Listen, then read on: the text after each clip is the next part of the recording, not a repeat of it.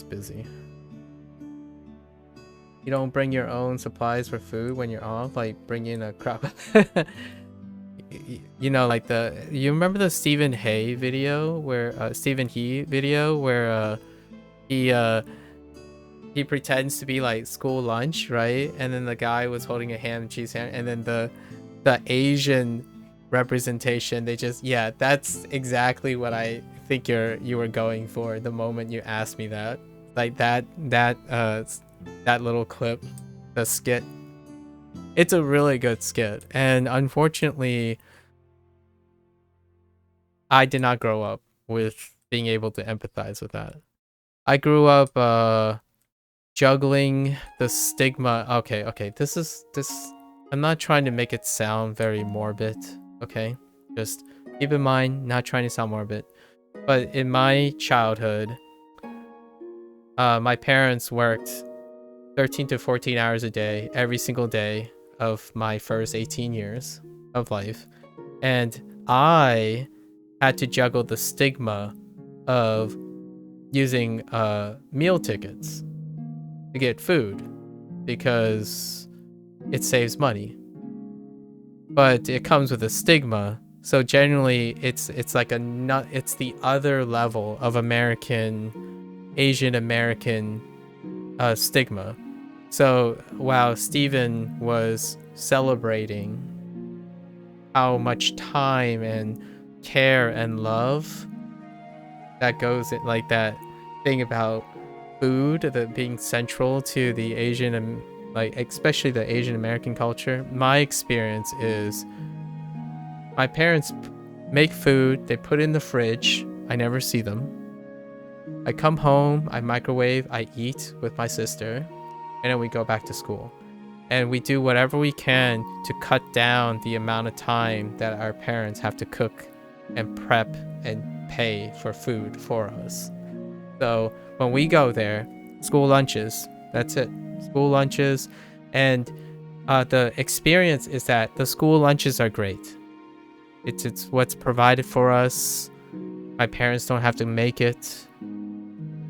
It doesn't cost anything because we're underprivileged at the time, right? And then when we became privileged, like the snobbery sets in.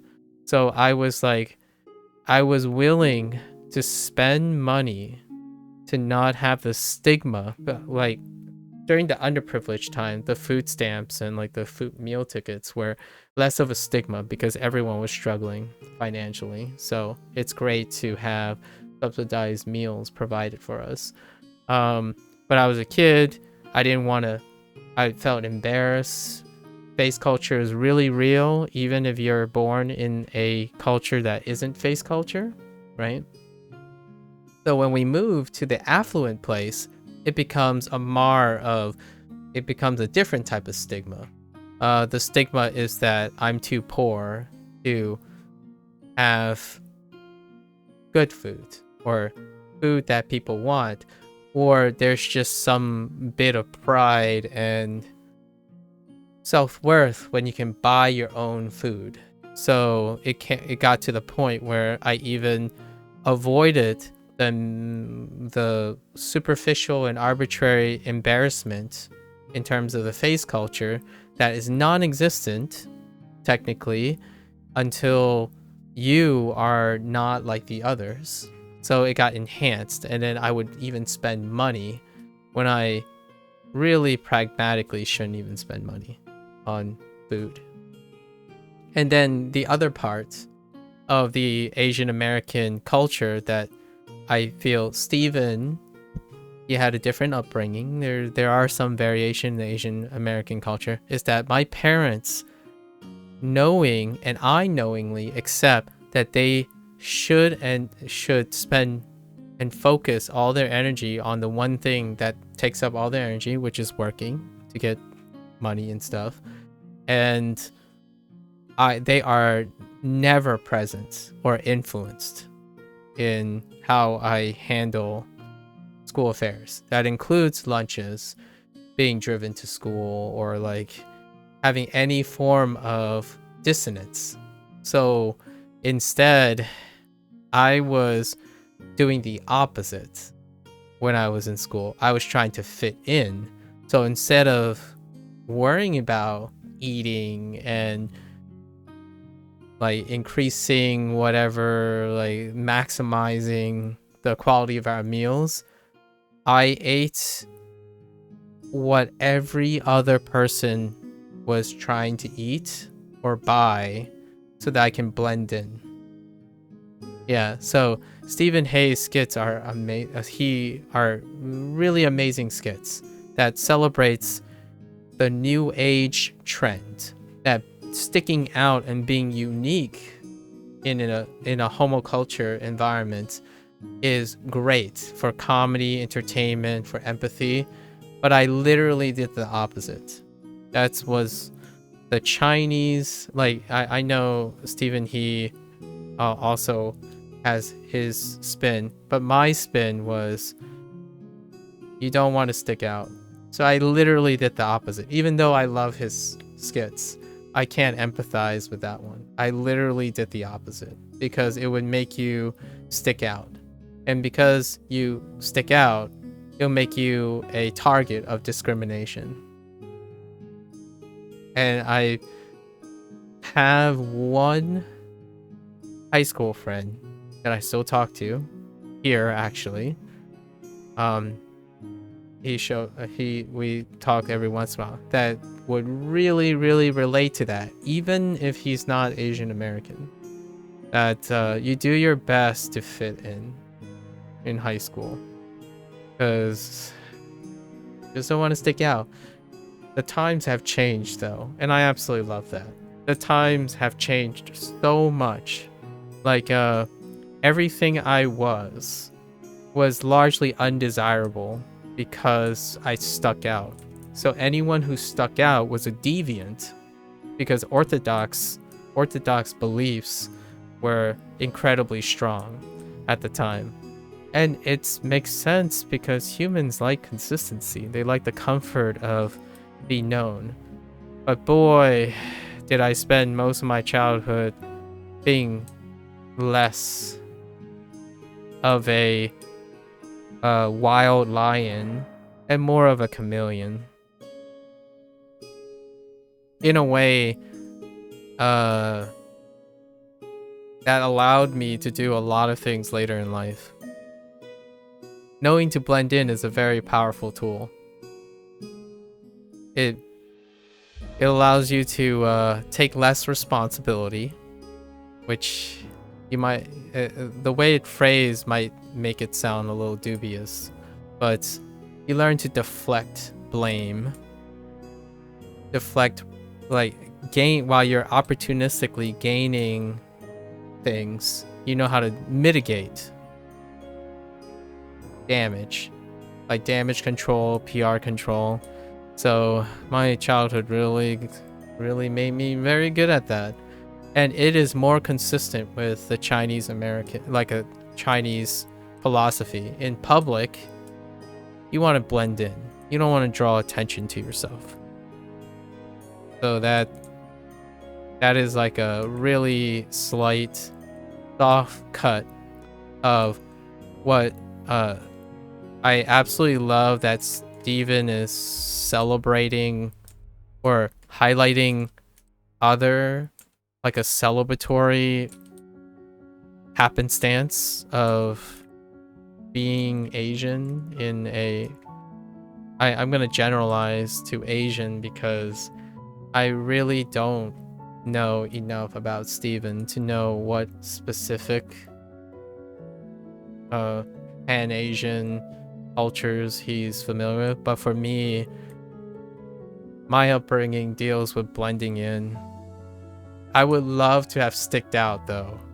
Like if it was any, like 10% of any of like Steven's skits and like the 20 or 30 new content creators that basically puts a spin on his thing for the new age. So all these kids are growing up in an age where it is trendy to stick out in the United States. My life was, the more invisible you are, the less problems come up. And my parents still do that to this day. Like, their business is less targeted by, like, hate, or less targeted by jealousy, envy, trying to get out competition and stuff, because they blended in. They tried their best to not draw attention. Just be on your merry way, make a lot of money, you know, like make more money every single day, and be unassuming. So it's kind of like that unassuming person where you're in a race and your goal is to succeed at something. But I grew up in a culture.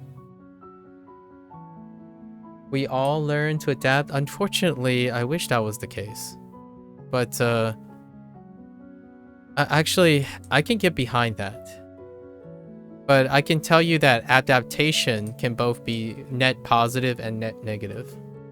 So I know you use the word adapt as a positive thing, right? Like, generally speaking, when people talk about adaptations, they're logical, pragmatic, and they would increase the fitness of people.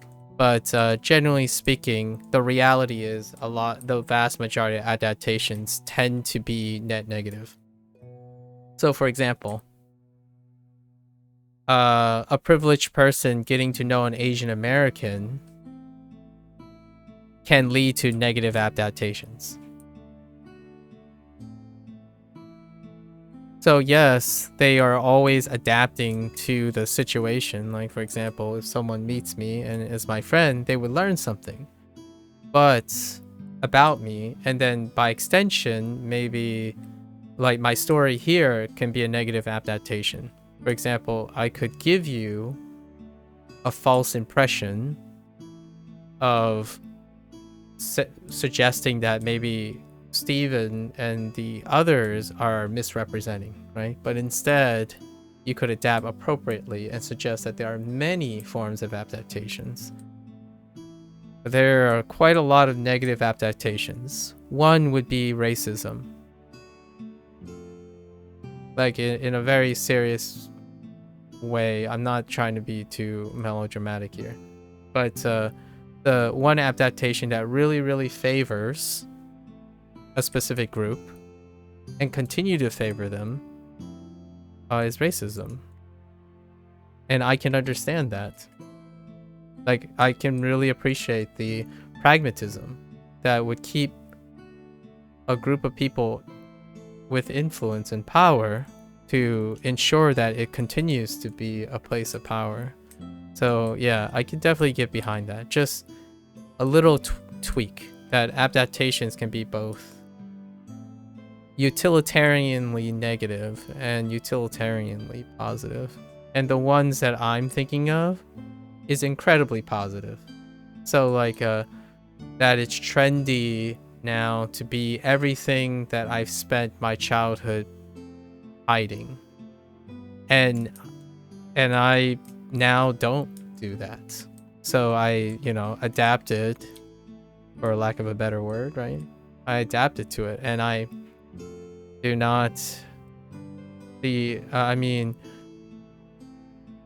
I could be at fault for I could see that some people might find my more forgiving self as a consequence of my growing privilege. So I could say these things because I do consider myself coincidentally a lot luckier given where I started, given where my parents started. But it's quite nice. I like the celebratory nature. But boy, would it be interesting to see how YouTube and other content creators hear the stories that I empathize with. And I'm not a guy who, unfortunately, you don't get stories like mine, logically speaking, because the whole idea is we're raised to not draw attention to ourselves, not to that type of story. The story creates people like me who have a tendency not to draw attention to those type of stories. It brings people down. It may even bring some unwanted but prideful, perhaps, hubris about accepting help. You know, just bringing people down in public is a hallmark of at least my upbringing of the Chinese culture, which is the last thing you want to do is draw attention to yourself. I mean, the first thing, like some of the things that may happen, you might draw attention to yourself, right? But the last thing you want to do is to make yourself sound inadequate and unable to contribute positively to society, whether it's the United States or Chinese society. I would not want to give you the impression that I'm using my childhood as a crutch for clout, because what my parents accomplished and what I am able to accomplish now, those things that we talk about necessitated that line of events. And it's great. And I find pride in that too, if not a little bit more pride. So having a skit, it would be, I don't know how you would go about this, but I would love to see how someone does a spin and still provide the lightheartedness that Steven provided in his skits, but have it in the context of an entirely different perspective. I haven't seen anyone do that because YouTube and stuff is a platform more for euphemisms than overcoming adversity. Adversity. I said adversary. Adversity. Now I can't even feel that anymore. It's so far apart. It's been so long since I truly felt not in control. It's crazy. Like I think back and all I can feel is a bit of fondness as opposed to the dread that I had, where I would come up with day to day, I would come up with methods and excuses of what my parents are really doing for me, and it can't be relatable because all you get is this like normalization of, why aren't your parents here? Don't they care about you enough? It's like, they do care about me. That's why they work 13 to 14 hours a day.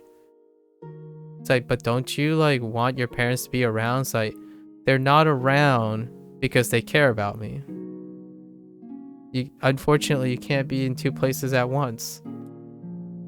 But that doesn't stop the normalization of not having your parents around. So, and then as I grow older and by each year and just reflect upon these things, it just grows. Like, because my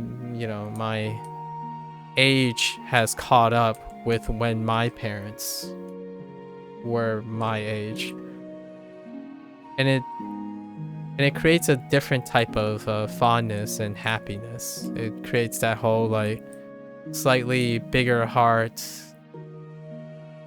like a bit of a tear jerky kind of thing, and I hope it's like a tearful happiness, because that's usually how I feel. I can probably sum up so many different types of stories that would be so blasphemous. Like, what I mean is, like, it would feel like it would make me sound like, how could I ever turn into a compassionate person if that was my upbringing?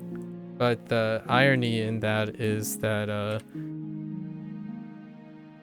it did the very thing that most people probably wouldn't have done.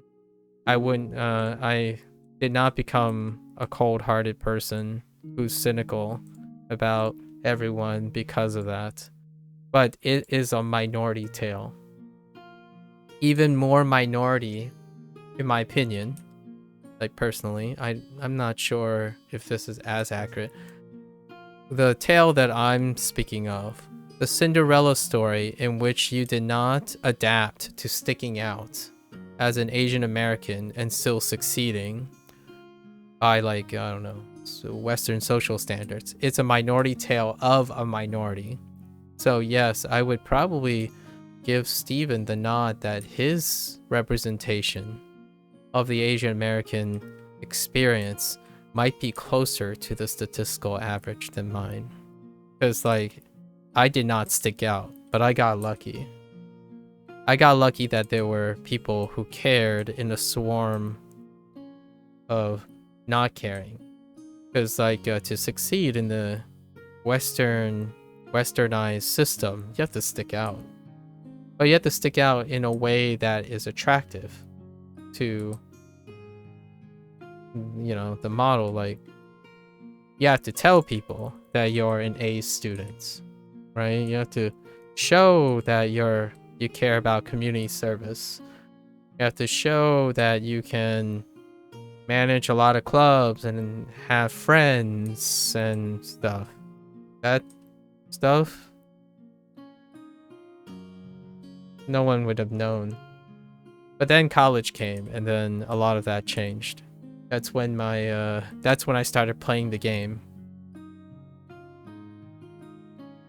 Instead of being a chameleon, as in, like, trying to not draw attention to myself, I use that ability to blend to provide exactly what people are looking for, to maximize my opportunities.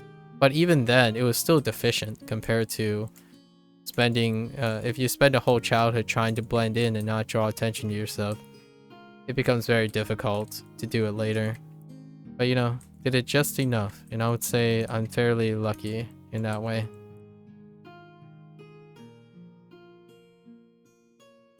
Believe me if you don't, every time I watch a Stephen He clip, that's what I think about. A lot of that.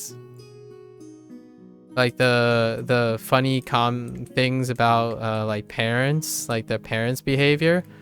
Ooh, do I have a fun twist on those things. But they're not funny. They're wholesome, but they're not funny. So and it's not for the faint of heart. I don't think the stories that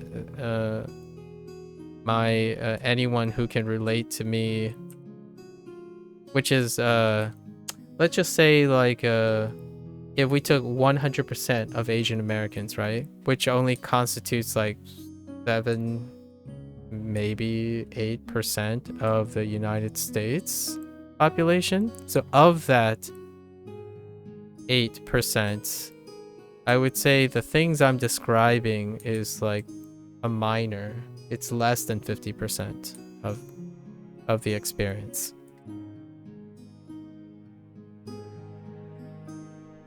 And it would be fun to see those stories. Hasn't happened yet. I was watching Disney's Chinese American.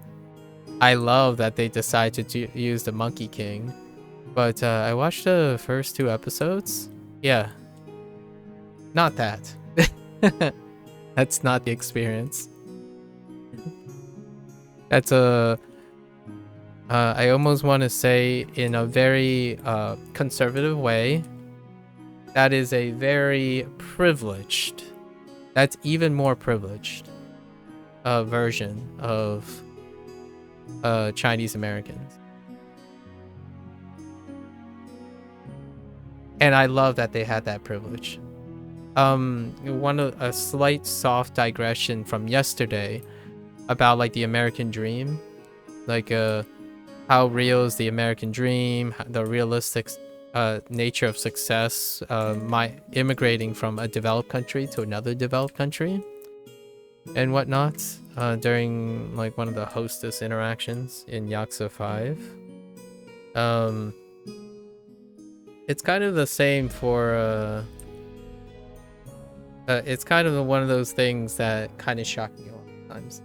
Like if I were to phrase it, I would say I know those who empathize with me, like in terms of experience, but they don't empathize with me in terms of principle.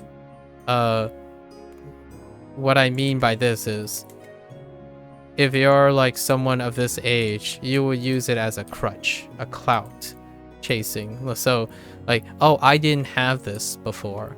And then it brings the person down, right? It brings the other person down. It's kind of like you probably can't feel this because you've never had a suckier life than me kind of thing. And that's kind of what I want to deviate away from, because it still feels kind of weird, and it's very it's more Chinese in value, but when you think of people as who you belong to, right? Like who you represent as a community, you wish anyone who's interconnected with that community to succeed. But often that creates a conflict of interest when you think about the American culture. And it's often a really weird place where I would usually keep silent still these days. So for example, someone would say, man, I don't have enough money to do X, Y, and Z. It's like, boy, back in my day, I didn't have money to do X, Y, and Z. And then some. I'm like, all right. I mean, my only thought is, it's a shame neither of you had those things. I would wish you to have those things. I'm not going to share that my life was potentially competitively worse. That's kind of the thing that I reject about Clout. That's what I deem as like the cloud chasing that happens quite a bit. In fact, it's trendier to make comparisons, like what is worse and what is even better. Like, oh, I got first place, and so, oh, I do too. Like, I got an even better first place. It's like, I just sit there and I think about it from like a Chinese perspective. Like, I guess whatever you call this Chinese perspective. I'm so happy that both of you got first places in your own way, because my whole life is about hopefully everyone wants similar things but in a different way, because that was what would circumvent that would elevate the learning lesson I had as a kid. I wanted to blend in, but at the same time achieve that blendingness my own way, so that I have the flexibility of keeping attached my own identity while being offered the opportunity to succeed on the same metrics. And because of that life experience, nowadays I generally think about like this happens all the time. It's so much more trendier to do this type of thing where, hey, this is the better way to do something. So not everyone cares about the Americans. It's like, well, no, not everyone cares about your favorite country. That kind of thing. It's like, well, I care about all of them. It's like, it's great that your country is thriving. It's great that my country is thriving. And the only sentiments I can get when it comes to the bigger Chinese-like communal perspective is that I wish other countries succeed because the succeeding countries are part of a globalization. So if other countries succeed, your country is likely to succeed even more than it has. It's not the whole center things like we carry everything, so give us all your good fortunes.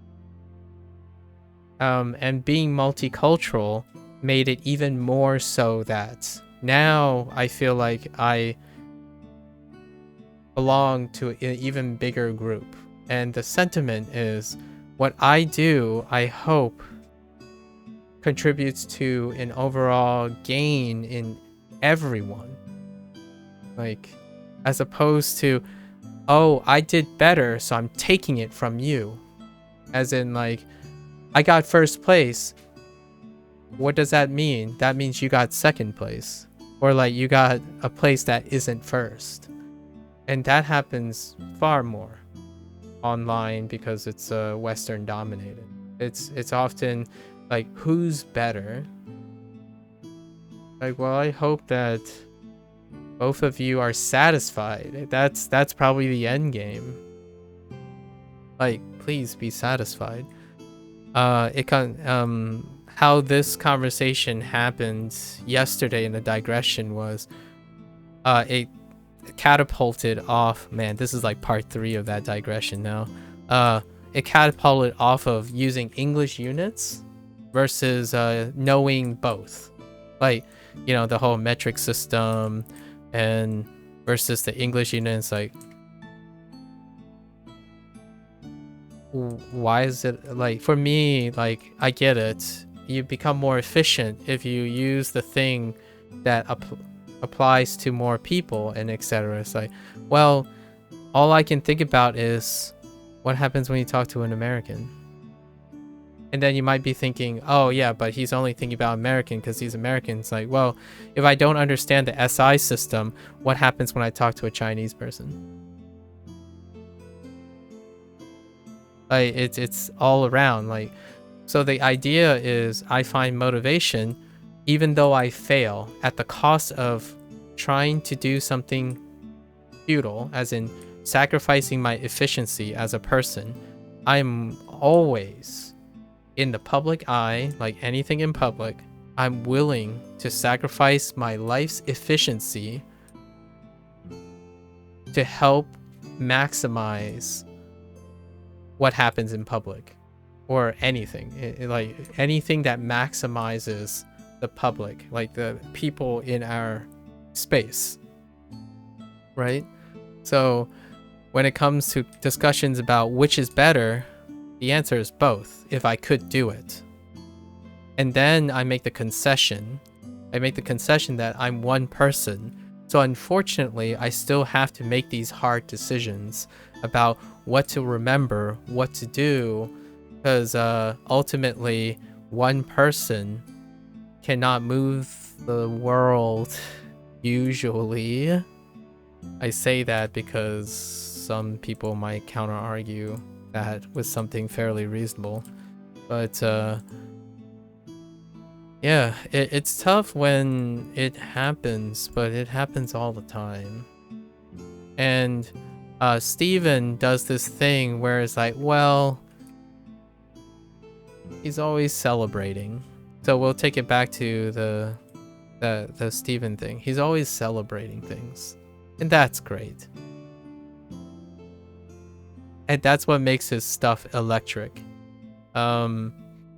He even takes idiosyncrasies and normalizes them, even though he has this capacity to normalize things that arguably are underrepresented, but at the same time they overrepresent other things that are underrepresented. But he still was able to consistently make it like desirable, and that's great. That is earnestly not the cloud chasing that I'm talking about. The cloud chasing that I'm talking about is the opportunistic, like, generation of advantage and maximizing advantages out of the sentiments of people that I'm describing. So communal oriented people are almost predatorily targeted by aggressive clout chasing. And I totally get it. Like, what I mean is, pragmatically speaking, if my goal was to gain influence and Parasite. Yeah, that's right on point. So it's a little weird. It's a little battle I have with myself where, pragmatically speaking, it's on point. Sell your sob story. Draw attention to yourself in a way that you can utilize that, and it evicts the whole like sentiment of, if you have a disadvantage, you can turn it into an advantage. And I totally get that. That's also a very, honestly, a very Asian thing at the same time. So there's like conflicting things that I think about all the time when I see Asian American oriented stuff. And I know that, yeah, Koreans differ from Japanese, which differs from Chinese and stuff. But I'm talking about the human condition here, where you have to make choices that either opportunistically benefit yourself and your immediate priorities versus maximizing the theoretical unknown worth of a greater thing. Like, would you do it? And generally speaking, even I wouldn't do it that often because I can't. I'm not a person who, but perhaps it could be for someone like Steven. Like, Steven has a farther reach.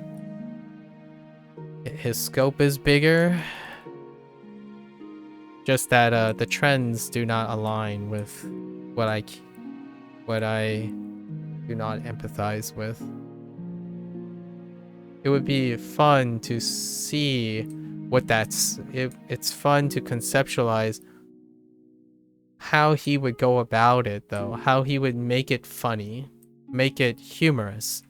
Because I'm a melodramatic, like, butthead. Like, everything that comes out of my mouth tends to be, like, incredibly grounded. But ultimately, one could feel guilt, and then relief, and then a celebration. But I'm not a comedian. I don't think like a comedian. So I can't make things funny. Well, I can try, for sure, and I could practice and develop that skill. But it's not my calling, so I don't prefer to do it. Like, how would you spin trying to pretend all the time to not be yourself? Like, how do you make that funny? I can think of ways that could be a little offensive, probably. Like, I don't know. The Disney show in the Chinese American, or is it American Born Chinese? It was ABC, right? Yeah. They did touch upon slightly one of them, which is the desire to buy things that the other kids have. So, like, the main character, this isn't a spoiler to anyone who's Asian American, to be honest. It's probably relatable to 95% of Asian Americans. Is the idea that when you were a kid, you saw a depiction of someone who's not Asian wear certain things, right? Wear certain things, like a cool jacket or something, and your mother is like, nah, too expensive. Like, nah, don't you just want this? Like, this is cheaper. Like, why do you think that looks cool? This looks nice. And then the kid would feel lots of urge to try to somehow get their hands on something that helps them blend in. Not just become popular. That's where it ended. Like, the American Born Asian episode related to a more privileged stance where there was a choice to be popular. But in even one more tier below, the goal to blend in was so that you don't get discriminated against. Not as a gain. You're already in the negative. You start with discrimination. So you're negative. and you're trying to remove that negativity so that you can be normal, as opposed to the representation that that episode had was you're normal, but you want to become popular. That's kind of like a... So it would have made for maybe a not so Disney friendly programming, I would say. And that's kind of why I say that I'm not very good as a person that will bring warm feelings. The only warm feeling I can get, I can tell you, is those people are probably very strong and resilient people that can adapt to many things now. I like to believe. But it also comes with some luck. But less luck. So, the people I'm talking about, maybe I guess I include myself in it, they probably rely a little less on luck these days. But as a kid, you have to rely on luck because what control do you have in life? So, yeah, and I love those shows. I actually... You know how that joke about like first world problems, right? Or I don't like that phrase anymore, but you know, developed country problems, right? First world problems. I earnestly hope that in the future, nearly 90%, like everyone has first world problems. So when I talk about the joke, right? This is where the competition thing comes down, where that's usually derogatory in some way. It's insisting that you're complaining about something that you're very privileged in. It's like, well, yes, but to that person who's upset about someone else who has a lot of privilege, I hope you get the privilege one day to have first world problems. Like, you insulting this person only made me want to wish you had the same problem. Not the idea that this guy is trying to put down another person for having the privilege that their ancestors, so whatever way they did it, it can be disagreeable, like on principle, but they have privilege, and it would be great to celebrate that privilege in order to bring that privilege to another person. That's my spin on it. That's my first thought. But it also saddens me that this person doesn't have it, and it creates this brooding toxicity, right? And I see that, well, I can empathize with that way more than the person with privilege, but it doesn't stop me from rooting for the person that has privilege as well as that person. Usually I would say most people find it intuitive for someone like me with my background to become that person, the person that would put down another person who has so much and they don't. But I didn't. So I belong to, in my opinion, I belong to a even smaller minority of people who say it's okay that I grew up with less privilege, because it brought me to this point today. I could have turned into someone who is, I feel, is more common, who becomes cynical and start using their backstory as a form of elevating their status. So like me overcoming discrimination at an early age entitles me to extra benefits or benefit of the doubt or some sort of like negative but reparation compensation kind of thing. Like, oh yeah, your life sucked earlier in your life. Here, have some money. Like, that is aggressive clout chasing. And to me, ironically, I feel more insulted by someone who uses that as a way to get clout, as opposed to what Steven does, who celebratorily channel his background positively and encourage others to embrace and normalize it. as opposed to, hey, don't do this. Like, I don't want my backstories and the stories I talk about as to be weaponized against people who have it better. And that is, to me, far more popular right now. It may not always be the way in the future, right? Like hashtag meme, this is the way, or something, but you see it far more often. It's far more popular to feel sorry for someone, use that as a form of strength and credibility. Here's a really real one that people use quite often. And I don't know if they literally channel this type of thought process or they intuit this. But for example, I have a PhD. Okay? What makes the PhD weighty is all the stuff that I sacrificed to get the PhD. Like, that's what creates weight. Commitment is a sacrifice. To me, the PhD is a choice. I choose to do that, and I probably choose it again. It should be celebratory.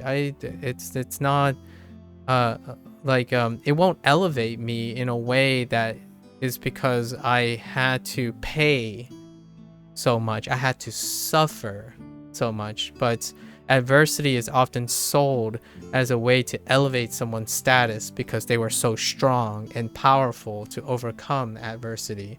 And that's that clout. Instead of saying, I'm successful today because I had adversity yesterday.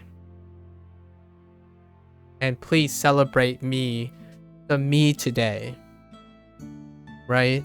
Don't tangentially, it's hard to segregate that because the you today is very different from the you with the adversity.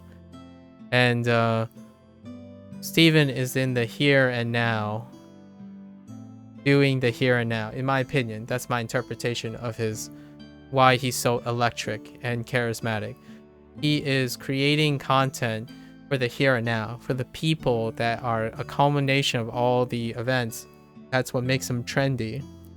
But you could be a gatekeeper and cloud chase with something that's in the past.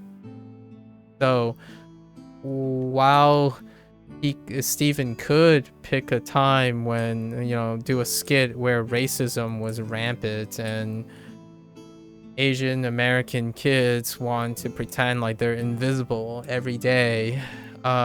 They go on the bus and always sit, like, here's a soft cut.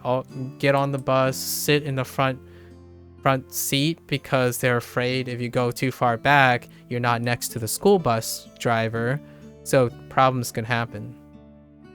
Yeah, that's a real thing. That's a childhood thing. Every time when there's a seat in the front, I take the seat in the front. The closer to the front you can get, the less shenanigans that could happen. Yeah. That stuff. It carries me to all my other life decisions. Like, hey, this is a pretty sketch place. Let's constantly think about sitting in plain view. Just plain view. Like, oh no, now I want to be invisible. Then you're constantly aware of that. You enter a public place, you think about these things, and they're tools, they're skills that you gain along the time. And you can use those stories that I just said to demonstrate skills and things people can use now.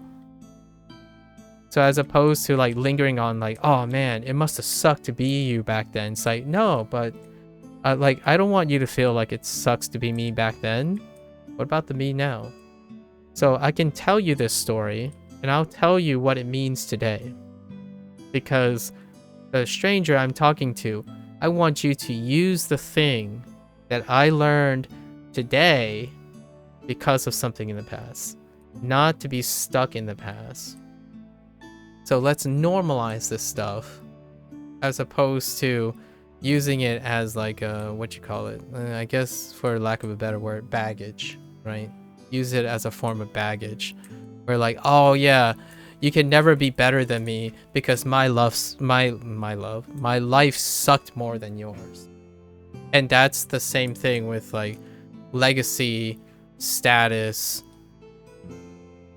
education, wealth. So like, you can never be better than me because my family and I started with more money.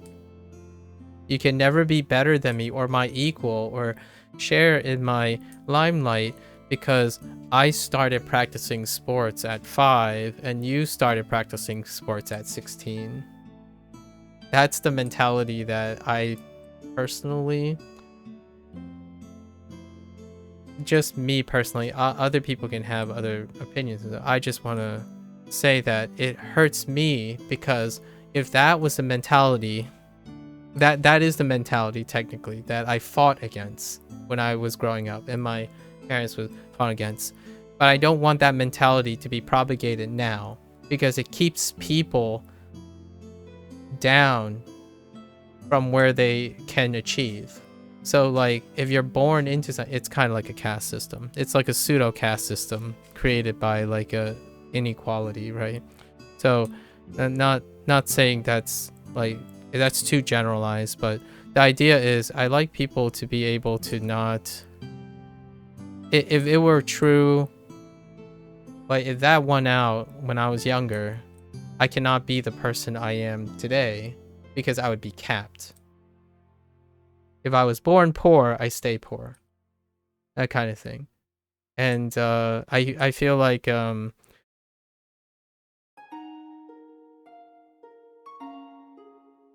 don't want to see people go about their lives aspiring to fail or aspiring for less.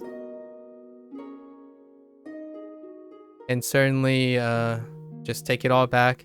Certain content creators, especially Steven, does not think that way. At least I feel like I'm conservative enough to think that through his career and how successful, he didn't just think like, and he does talk about this a few times in his interview, like, be a comedian, a content creator on YouTube. I mean, if you grow up Asian American, you're gonna know that you're probably capped on that department because of specific beliefs, right? And me too. But that's fine. It was a product of our past, you know? And he's celebrating that because it produced who he is today. Not to like stigmatize it or anything. That was a long a long soft cut, but we're just farming right now, so there's really, we're bootstrapping through this stuff. I could be a little bit more efficient, definitely. We're on our 3rd tune now. Our 3rd tune, we need to get heroic encounters on top of everything else, so it'll take a little bit longer. Just to this is like the old school, back in my day, like 3 years ago, I used to stream Neverwinter. What do you do when you just sit around and complete dailies all day?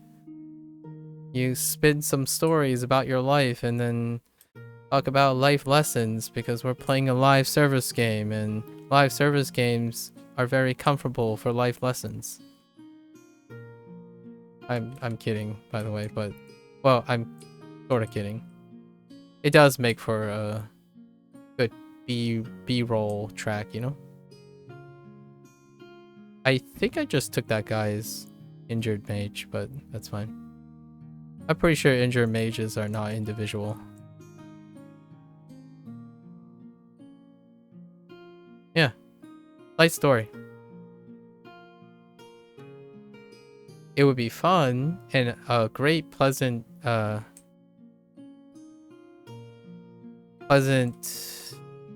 surprise if I do hear that story at some time.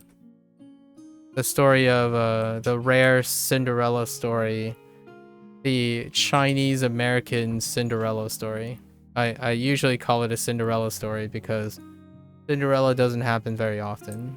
It's like I genuinely believe that, and I like to hope that not everyone needs that form of luck and situations to be successful.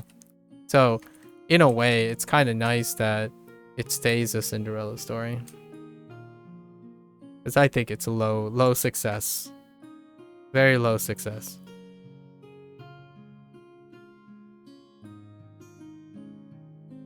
My the other related take on things is like oh,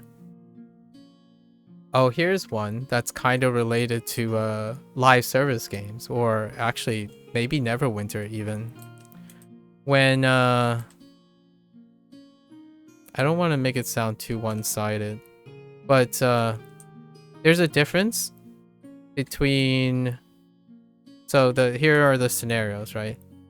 That one person that says, man, this game is pay to win because all those people who just pay get an unfair advantage because they have access to so-and-so thing. And then what they do is they moral grandstand and say, well, they're not learning anything and they're not like really soaking in the skills and learning experience that the game can offer by taking shortcuts, and because they're spending money.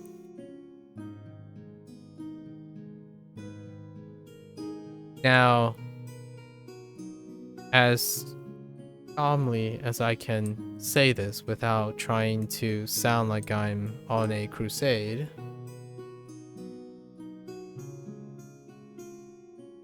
a live service game tends to take in the scope of how it can be turned into a lifestyle. Where does the lifestyle begin and where does it end? Specifically, where does it end?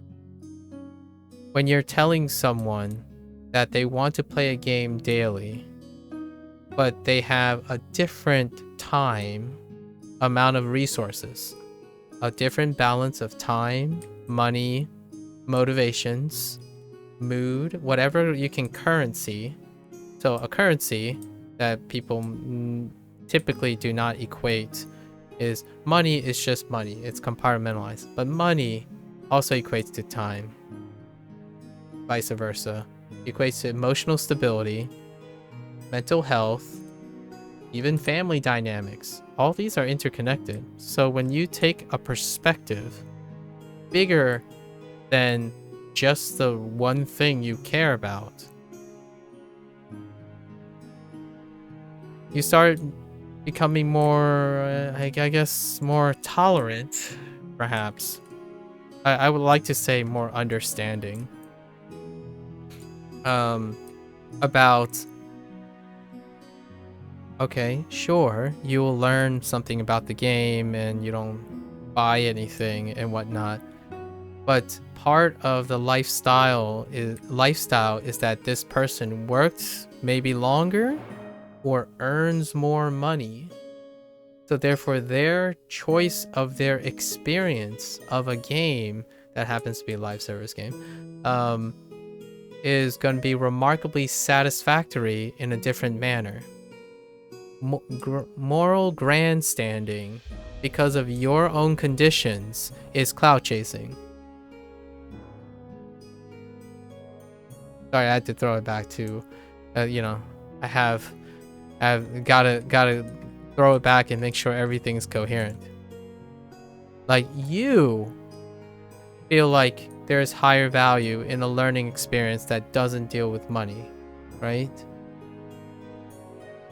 But a person who has a lot of money, who worked really hard for that money might mean something else. In fact, it's kind of interesting. Here's a counterintuitive soft take. slight digression on the side, is that someone who values skill tends to be incredibly privileged. Like, more privileged than they think. And what I mean by that is, if you have the time to sacrifice, to elevate the value of skills acquired in a video game, what are they valuing? The people who are taking shortcuts in a video game. Because yes, like, I concede that person could be poorer than the other person. Like, that person could have less money than the other person. But we're not talking about the literal, how much they compare to each other. What is their perspective of the value of their time? If someone purchases something in a game and are they not capable of deriving the same satisfaction as the person who spends nothing? Well, to the person who spends nothing, they are incapable of understanding how someone could buy something and feel the same satisfaction as they do. Because they're using their past experience as a justification for their satisfaction. I don't know, the other guy could do the same. They could attack the other person for not having the money to spend and whatnot, and be guilty of the same thing for sure. Like, that's entitlement, right? That's being entitled to your opinions and whatnot. But what it tells me is, it's a shame, or like what it makes me feel is, it's a shame that both these people can't be satisfied enough to occupy the same room. Instead of celebrating that this person is really proud, hubris most of the time, hubris about learning how to succeed without spending money on the game, they can't be happy for someone who spend money on the game and are really happy as well. Instead, they choose to say that they're better than another person. But they're both aiming to be satisfied. But one approach is trying to sap the satisfaction from another one to gain more satisfaction. That is the incredible toxicity of opportunistic clout chasing. Your success is almost inversely proportional to all the people you take advantage of. Instead of being celebratory, instead of becoming bigger than the sums of your parts, you become the difference of the parts. So the more efficient you become, the greater your advantage is. The greater clout you gain, it's at the sacrifice of everyone around you. It almost becomes parasitic. And there are so many of those examples. But, big but, or and, we'll use the word and they are successful. And they are happy. So, I don't have a solution for that. It's a paradox for me. So I don't participate in moral dilemma of these natures. But those people are happy, and they should have the right to be happy, right? So it's not my place to interfere with them, and they are successful. And then you can make the argument there are people who support them unconditionally regardless, even if they're predatorily targeted as well. So, yep, that's not me. I'm not gonna go out and tell, provide stigma. So it's a paradox. I can't really feel comfortable ever to say like, hey, this guy who is really happy dumpstering on the riding waves of social media is doing it so consistently over 10 years should not do this because of the bigger ramifications and stuff. I'm not the guy that am confident enough to say I can see the bigger picture beyond that, because I don't do it. I don't have any experience with it. But if you take the most successful trends, in my opinion, I guess this is a little bit researched, but I still wouldn't be confident in saying this is the case. The technique, the psychology that's used most often now in social media that works best is siphoning, winning the competition of like getting sympathy. It's a sympathy competition. And you might be thinking, well, sympathy could be, it's like something bad had to happen, right? No, something good can happen. You can sympathize with it. So, it's a misuse of sympathy. But what I'm really still trying to say is clout, right? How can you maximize clout? And one of the more effective clout is to read the room and then align your opinions to heighten that clout. And then you outcompete the other clout. So an example is 50.01% of people hate a specific game. You join that 50.1% and you add to it. The greater the majority that becomes, and if you acquire that clout, you lead it. So clout chasers chase after the highest trending sentiment. And it's very pragmatic because you are more likely to resonate with a larger audience. So like the audience that is in control. And that goes, one of the biggest and successful applications of this type of clout chasing is opinion pieces. And yeah, definitely cannot deny how successful that is. It's fantastically successful. I was gonna give an example, but I don't think the example is specific enough. Something like title, this can't be legal. And then just put in the low-hanging fruit. What's a low-hanging fruit? I don't know. Microtransactions. And then carve out all the make a checklist, 4 or 5 aspects that are like 50.01% agree it's agreeable, and then spin your whole thing around that. So what it does is it heightens the problem or heightens the observation, but offers no constructive criticism. The constructive criticism is how you feel, and then you're preaching to the choir. Yeah, it's to the point where when you think about it, it's ironic because those individuals, especially those who are so skilled at something like that, they are less skilled at taking representation, right? Or like digging or looking for abstract thinking is one of the topics that we talked about yesterday.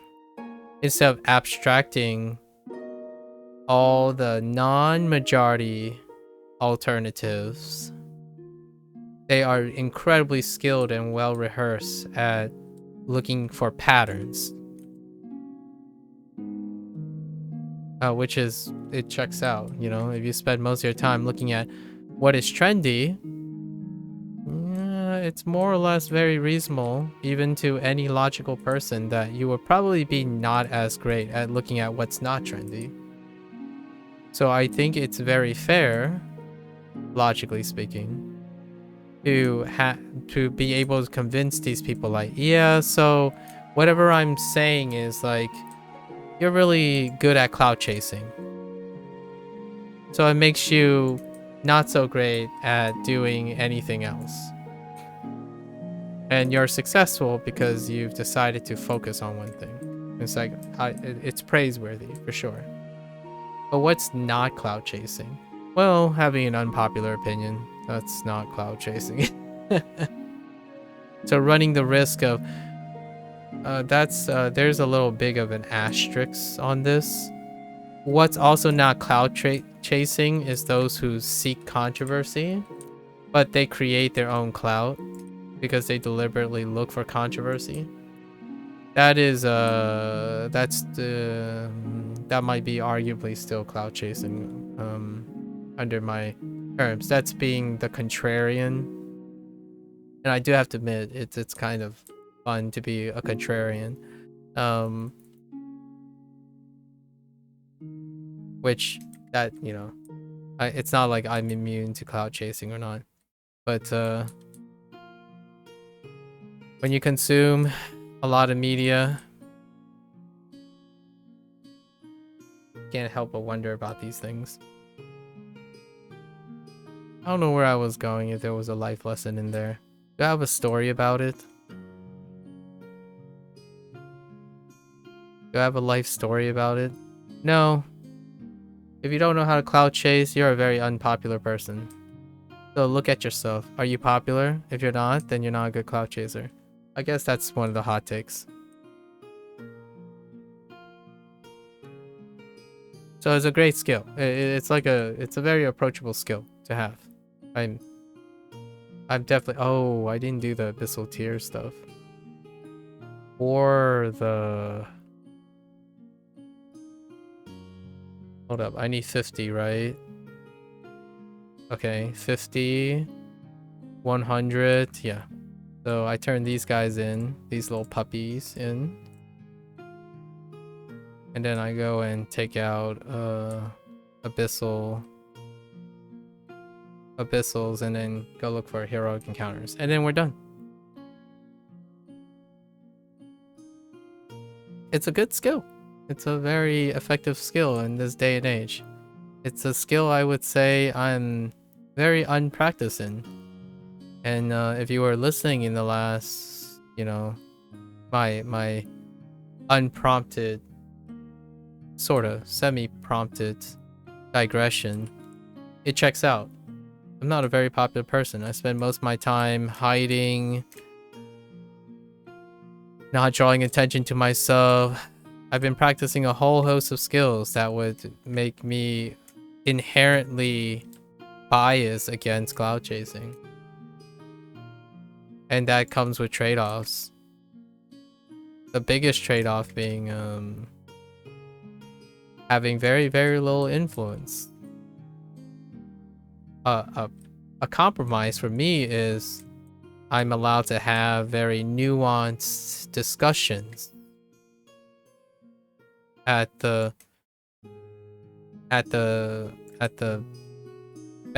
you know, what do I say? I get a pass for not being popular because I don't have popular opinions. I don't have popular opinions because there are a lot of things that shape my inability to focus on popular opinions. Or having empathy for popular opinions.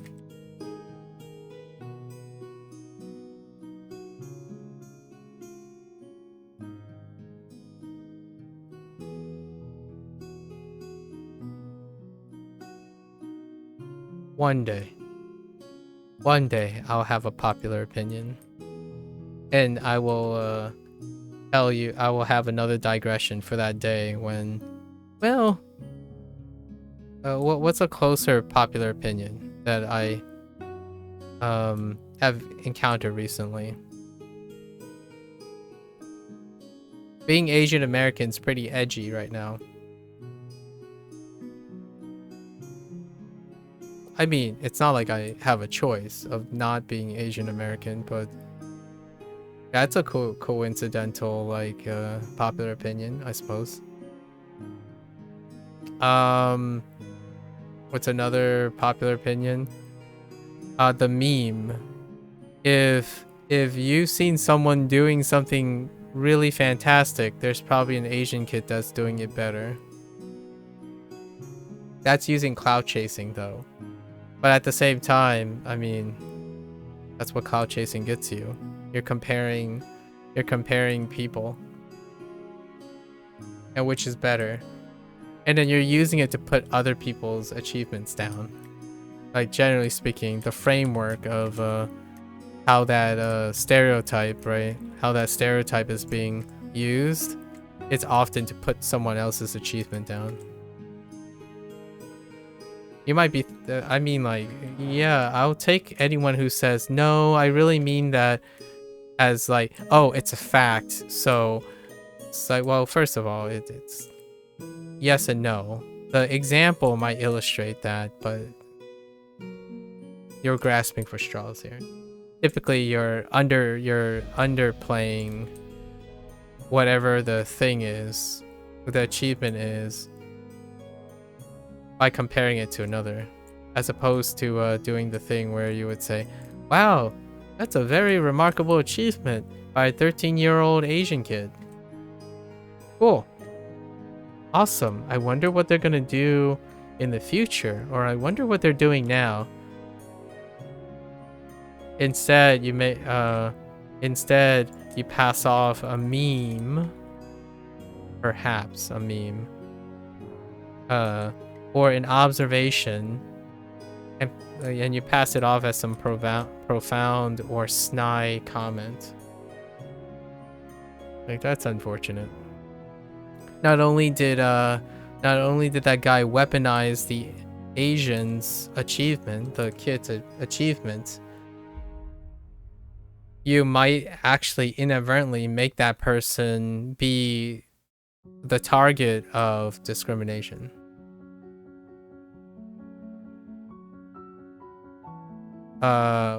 This will lead into another little life story, I guess. We can add this to the life story since I need to still do this last heroic encounters. I do very well in school when I was a kid. The system highlights who's better. Like, it's a westernized system. It's often this person's doing better. I mean, like, Asian cultures do that too. I mean, like the ranking system and stuff. But how they respond to the ranking system is culturally different. It's a gigantic cultural schism between how you interpret a ranking system, like how a ranking system informs you. In the case of the westernized system, at least the system that I grew up in, you become the object of envy and jealousy, which often gets exaggerated as a bad thing when you are an unrelatable person outside of the one thing. So, for example, it's already quite difficult to empathize with someone who's at the top. One is the loneliest number. If you're the best, you're the loneliest person, for example. But it gets exacerbated when the thing that makes you stick out also includes who you are. So it becomes a very easy target. So how does that relate to me?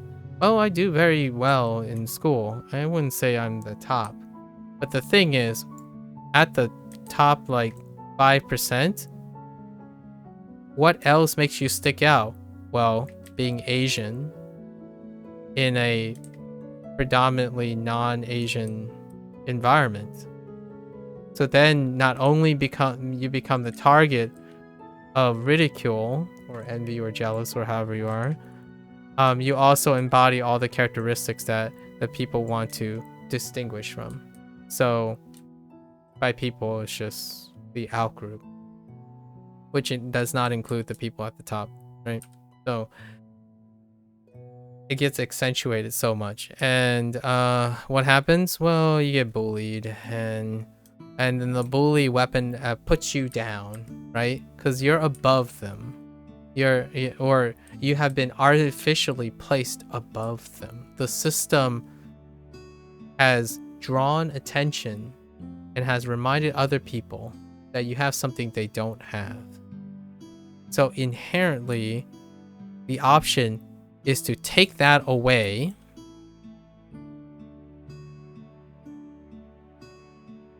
and redirect it towards yourself. But if you can't get the clout, you take the clout away as much as possible. So hey, if you're growing up like me, I suppose, it feels awful to do well. I actually, and here's the kicker, right? Here's a big kicker, and this is a real thing. I had friends, or not really friends, I guess, acquaintances that were selected as like gifted people, right? Like the system tends to highlight that. And then those people are identified as gifted, but they purposefully underperform so that they are not ridiculed for being different. They do just enough to get what they want, but not enough to draw attention. And these people aren't Asian. And here's a really incredible meta twist on this. I felt closer to these people than anyone else. Another common thing would be like, maybe it's a commonality in adversity, right? And I can tell you that the one or possibly two people that I still know from high school, adversity is the central core that connects, that stretches beyond our like superficial stuff, like our intellect and things we acquired, our experience or skills. Adversity. So to say that being a good clout chaser is a great skill to have, it's a great skill to have. Because if you're good at getting people to feel certain ways, it's an incredibly powerful tool. Even when among intellectuals or confused kids or incredible like racism or something, clout is a incredible bonding force. And being able to harness that is very pragmatically appropriate. Yeah, I still remember this kid was even proud. I think it was one of the things is that underperforming just right has a sense of accomplishment. It feels I'm trying to summarize this acquaintance that I've had before. To underperform is a harder task than to perform well, because the grade doesn't reflect the emotional cost of maintaining that performance. It's all the cost. The people who only care about money as a measurement of their moral grandstanding to derive the amount of pleasure they get from working hard, etc., are just as short-sighted and guilty of those who use grading a child by just the grades as a measure of their relative success in school. And I know that is it doesn't have a easy solution, especially in the school situation, Like, that's what I think about all the time too. Like, the emotional state of a child is incredibly hard to pin down. But to highlight a very extraordinary case, people who can do very well in school, you might not know do very well in school because it's not just the grades that allows them to perform well. And 2 out of the 3 acquaintances that I've had, they deliberately underperform because it's harder to do that. It's more challenging and more satisfying to stay invisible. And then, you know, it gets even bigger than that. You get to the point where they deliberately select all the wrong answers to clearly demonstrate that they know all the right answers. Perspective. Perspective is the antithesis of short-sightedness. So the more as a matter of fact or certain you are about something, the more short-sighted you are, most of the time. Life doesn't provide as a matter of fact. I mean, human behavior in general doesn't apply a matter of fact. So when you say, hey, this guy is robbing his chance to better themselves, that's short-sightedness.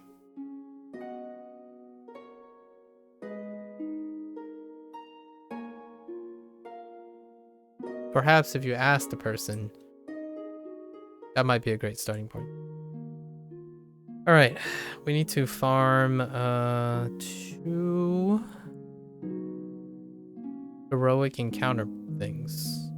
Apparently there's a train here, and then we're done for the day.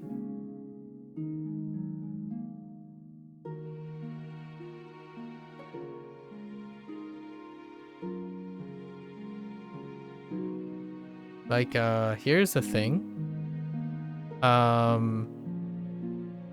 As a byproduct of how normalized cloud chasing is nowadays, what I just said about Otakon, like the convention, Mazuku brought up the convention.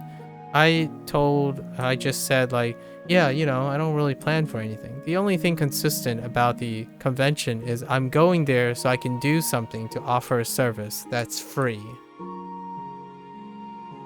But when you normalize cloud chasing, you can easily, someone who is like very used to this scheme of this cynicism, right? The first thing they could interpret is that the first thing they could bend what I'm saying is, oh, you just want to make yourself feel better because you feel guilty about something. Or, hey, you're probably just cashing in on favors because you want to do it. Or, you're a better one, you're so privileged that you can do that. Good for you. But it inevitably puts down the person. And if I had to be honest about that, it's all of the above. Like, here's a challenge to that.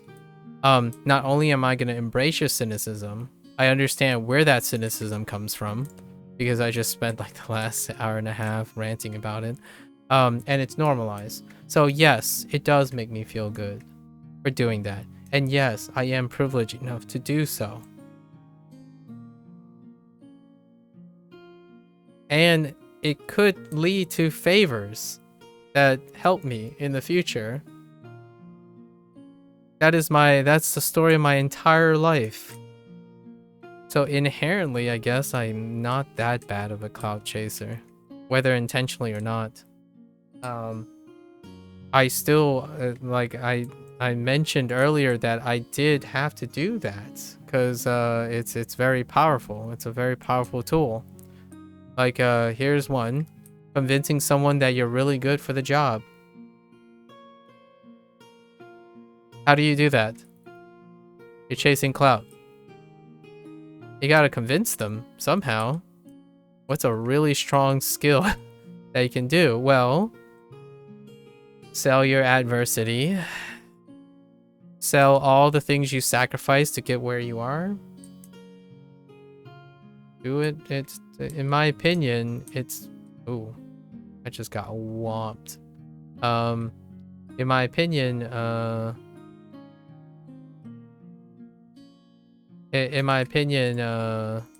it's not that far apart, and recognizing that can help you like use it appropriately, I suppose. I mean, more agreeably for myself. I'm projecting a little bit of my own personal moral compass on it, where like using Clout like more appropriately is a way of not inadvertently weaponizing it against yourself. So here's a great example. This is kind of a touchy point because I really strongly believe in raising awareness of the mental health,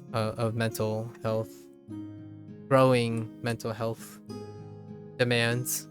When someone says that they're struggling a lot because of something, and they clout chase opportunistically only to be outed for over-exaggerating what their clout is. So that could be very similar to overselling, right? Overselling yourself. And that's what I kind of worry about.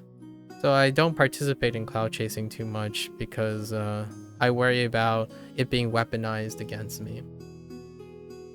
So instead of focusing on how I can maximize my stories, as in like maximize my stories for advantageous, how it can be advantageous to myself, I largely just use the stories to see if I can promote overall gain around people around me. So my story is not used to gain an advantage for myself. It's just used to whoever can make use of it. And I prioritize that. How do you tell a story without getting them to feel like they owe you something? Well, you start by being a terrible content creator. I'm being facetious, obviously. Because if you think that way, you are less likely to be successful as a content creator. Because you're not practicing the skill necessary to garner faith and trust on first impression. You play the long game, I suppose. Or you get buried in obscurity because you lose the competition to someone who's more skilled at clout chasing.